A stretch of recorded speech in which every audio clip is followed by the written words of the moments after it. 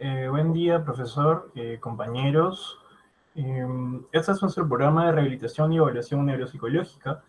Bien, los integrantes de este grupo son Josué Rivera Escobar, Elmer Machaca Machaca, Cristian Calcina Mamani, Belén Gallegos Espinosa, quien les habla, Ruth Santos Mamani, Evelyn Acero Ururi, Nicole Cáceres, Jacqueline Maquera y Lilia Muñoz. Bien, para empezar con este programa es necesario que pongamos las bases teóricas, así que vamos a iniciar justamente con ese apartado que vendría a ser el marco teórico. Siguiente, por favor. Bien, hemos encontrado muchas eh, definiciones de lo que podríamos hablar acerca de la rehabilitación neuropsicológica. Sin embargo, hemos decidido quedarnos con que es el proceso a través del cual la gente con algún tipo de afectación o daño cerebral va a trabajar junto con profesiones del servicio de salud para así remediar o aliviar los déficits cognitivos que surgen tras una afectación neurológica.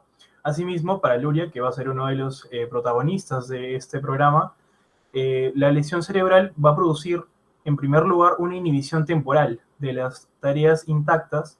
Asimismo, Juan y Barroso, en el año 94, nos explican que esta inhibición tiene lugar a través del sistema colinérgico. Siguiente, por favor. Bien. Eh, Cabe recalcar también que hemos plantado nuestros cimientos en cuanto al libro del desarrollo humano por Papalia. Así que la etapa desarrollada entre los 40 y 65 años va a ser denominada la adultez media. Esta etapa va a dar comienzo a ciertas evidencias con bastante notoriedad en el proceso del envejecimiento, lo que va a traer diferentes afectaciones en el área biológica, por ejemplo, que puede traer consecuencias en cuanto a la visión, la audición, el gusto, el olfato, los sentidos básicos, la fuerza y la coordinación, diferentes aspectos físicos como tal, una pérdida ósea, diferentes afectaciones en el ámbito cardiológico, en la capacidad reproductora y sexual, sobre todo en cuanto al metabolismo y entre otras áreas. Siguiente, por favor, le doy el pase a mi siguiente compañero.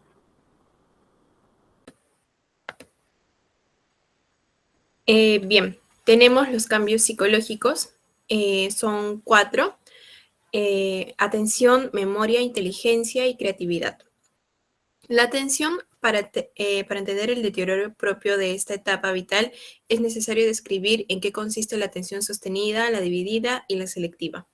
En la memoria a corto plazo de tipo pasivo no parece verse afectado por la edad, excepto por un pequeño deceso en la velocidad de recuperación de la información.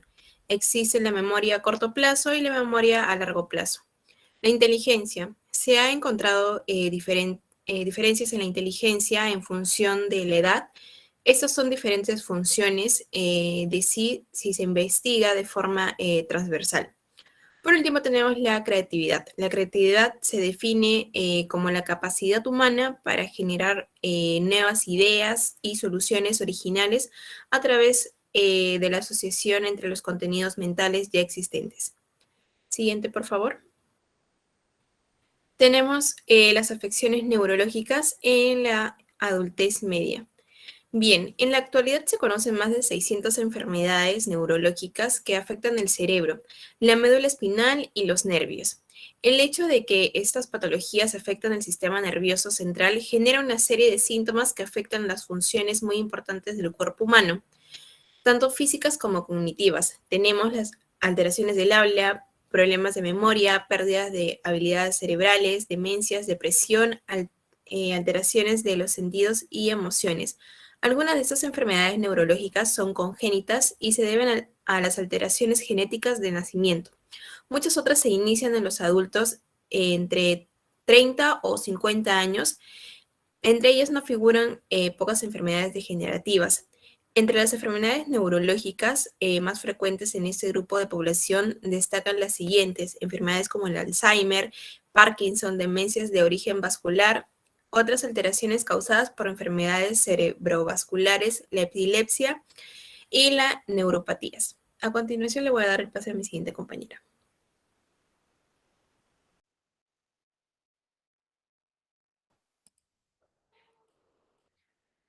Bien, yo les voy a hablar acerca de lo que son las alteraciones neuropsicológicas por la COVID-19. Bueno, se dice, ¿no?, que esta es una fase crítica de la enfermedad. El virus SARS-CoV-2, bueno, debido a su elevada capacidad patogénica. El COVID-19 puede producir afectaciones organoespecíficas que son derivadas de una infección, ¿no?, como tal, la que se mencionó. Y esta se da de manera grave y, bueno, requiere lo que es un ingreso hospitalario, ¿no? Siguiente, por favor.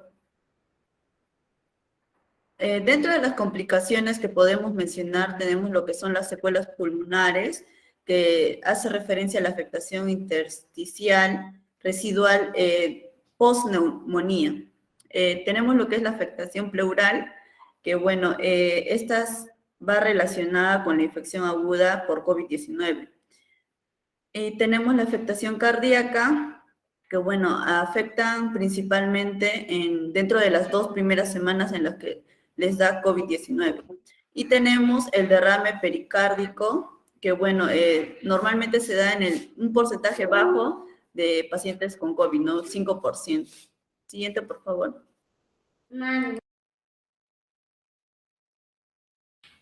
Bueno, también tenemos diferentes alteraciones a mencionar.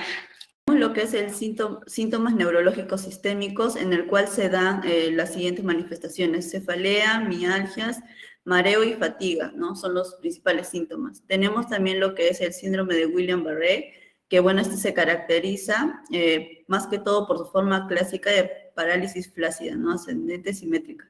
En las complicaciones del cerebro vascular tenemos los pacientes ancianos como mayor riesgo. Siguiente. Tenemos también lo que son la encefalitis, que es la inflamación del parénquima cerebral, que está apoyada en pruebas neurológicas, ¿no?, anormales, y bueno, del líquido cefalorraquídeo. También el encefalopatía transitoria con delirio o bien dicho psicosis, que es el síndrome clínico de las alteraciones neuropsiquiátricas con combinación en la variable de disfunción hepatocelular e hipertensión portal. Y finalmente tenemos lo que es la respuesta autoinmune, que bueno, los pacientes de COVID-19 pueden presentar diferentes características que son relacionadas a lo que es el lupus eritematoso sistémico, ¿no? Siguiente.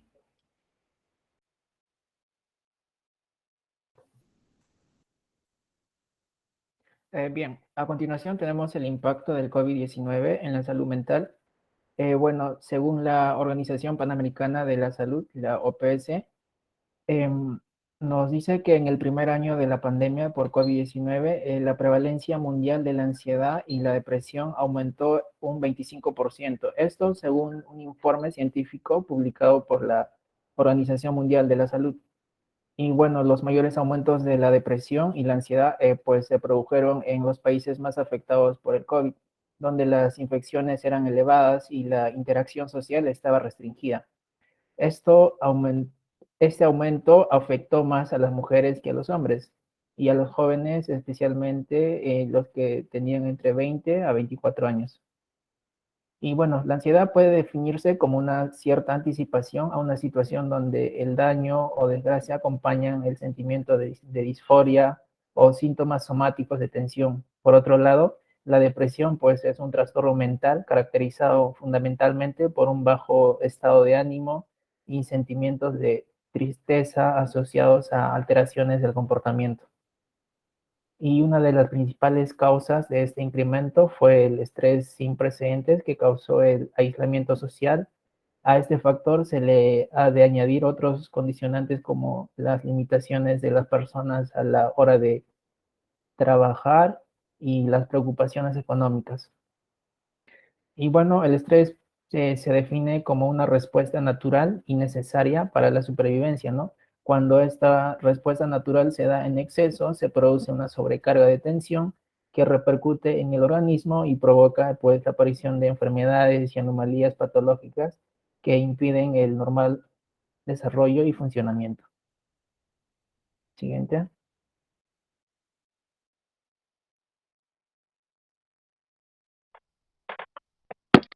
Listo. Me presento, soy Calcina y bueno, hablando del análisis de contexto y la detección de necesidades como tal, siguiente diapositiva. Cabe recalcar que nuestro grupo respectivamente ha citado a diferentes pacientes, los cuales tienen las características de tener entre 40 y 65 años. Cabe recalcar que estos pacientes en sí han contraído el COVID en la segunda ola, ¿no?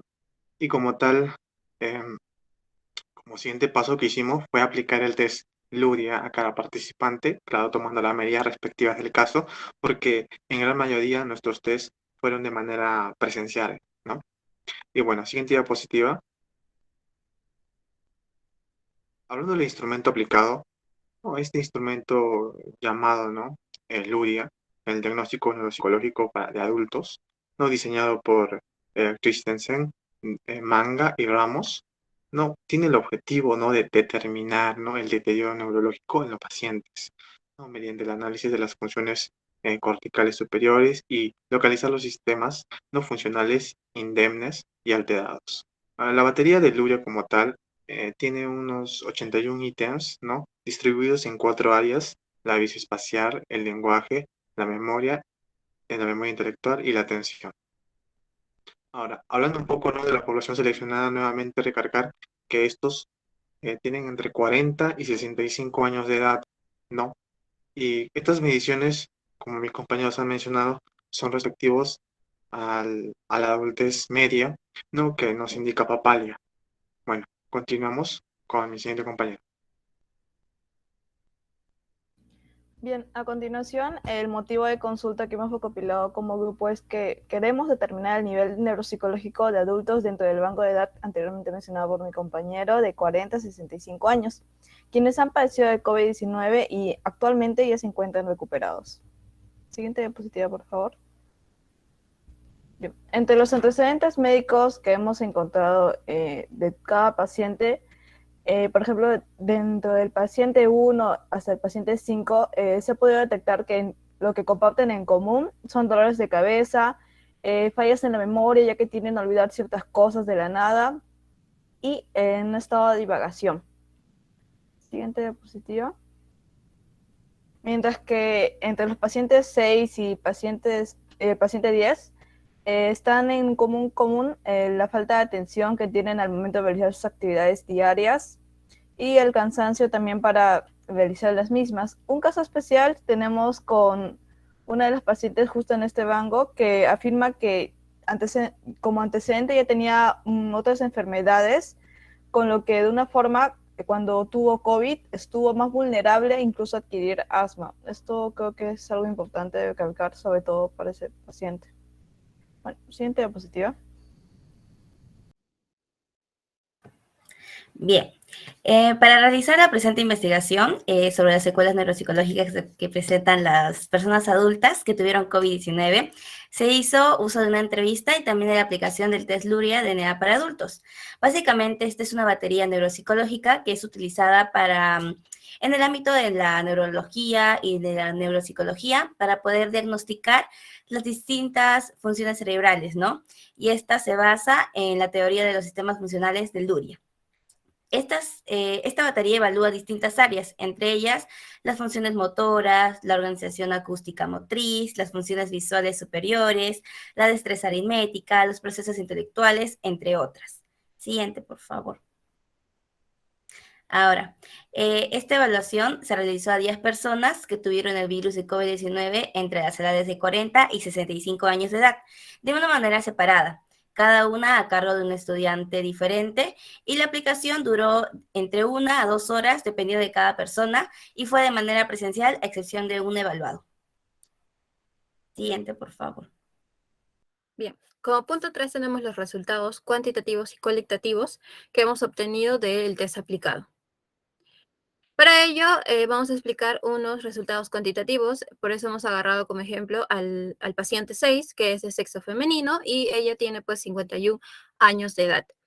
Los resultados que ha obtenido esta paciente es que en el área visoespacial, en el subtest de percepción visual, ha obtenido un puntaje de 35, y esto está clasificado en el nivel bajo, un nivel bajo en esta área. La orientación facial, un puntaje de 50, un nivel medio. Luego tenemos el área del lenguaje, que está en el habla receptiva con un puntaje de 30, clasificado a un nivel bajo. El habla expresiva con un puntaje de 60, clasificado en el nivel medio.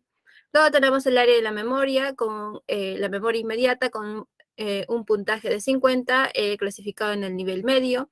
La memorización lógica con un puntaje de 55, clasificado en el nivel medio también. Luego tenemos la área de procesos intelectuales. En los dibujos temáticos y textos ha obtenido un puntaje de 60 con un nivel medio.